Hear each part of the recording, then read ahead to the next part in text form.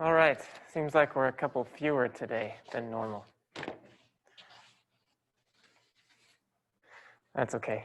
All right, so I think we ended last time on sugar acids, or these oxidized sugars, onic acids and uronic acids, and then alderic acids is when carbon 1 and 6 are both oxidized.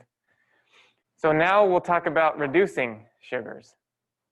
So if we take a sugar like this one, which is still glucose, all these pictures are glucose, and this is the aldehyde.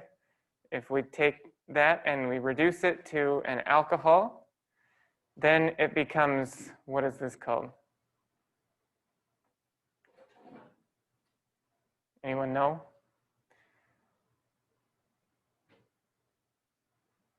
Becomes a sugar alcohol or polyol. Lots of hydroxyl groups. That's the only functional group here. You see the reaction here. The reactants on the top, hydrogen gas over some kind of metal catalyst. This is the way that it's done in industry. So there's lots of sugar alcohols that are produced that we use in foods, and they would be produced by this way. And that is actually the same way that fat is hydrogenated. You've no doubt, seen partially hydrogenated or fully hydrogenated fat. So this is the exact same thing that we're doing here. But in this case, it's with sugars, and we're taking the aldehyde and converting it to an alcohol.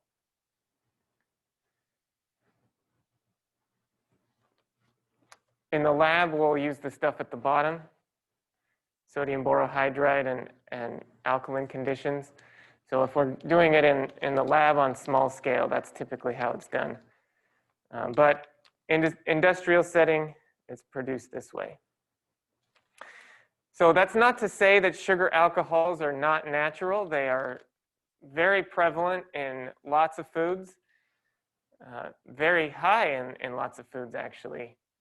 So they are definitely around, but to get them as ingredients to add to foods in sufficient quantities, they're typically produced from sugar by hydrogenation.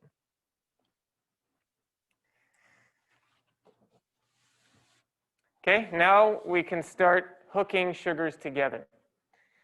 So of course you know that we don't only eat monosaccharides. We have lots of cases where we have these sugars linked together. And so here we're having 2 glucose units. And if we hook them together, we can hook them together at any of these hydroxyl groups. This anomeric carbon here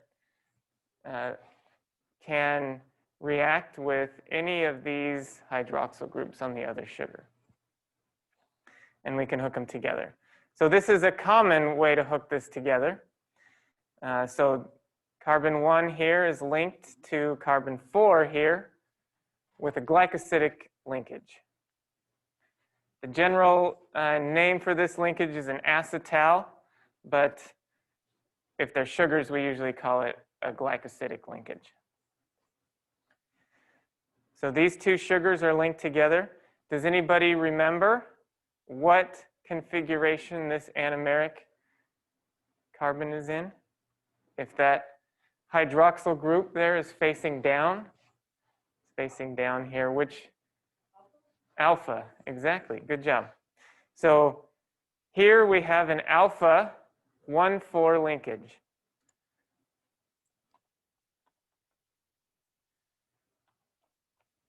So the linkage is alpha 1,4. And the alpha refers to the configuration of the sugar on the non-reducing side. This is the reducing side because we have this anomeric carbon that's open and free to react again. So on this side, The alpha refers to the configuration of this sugar.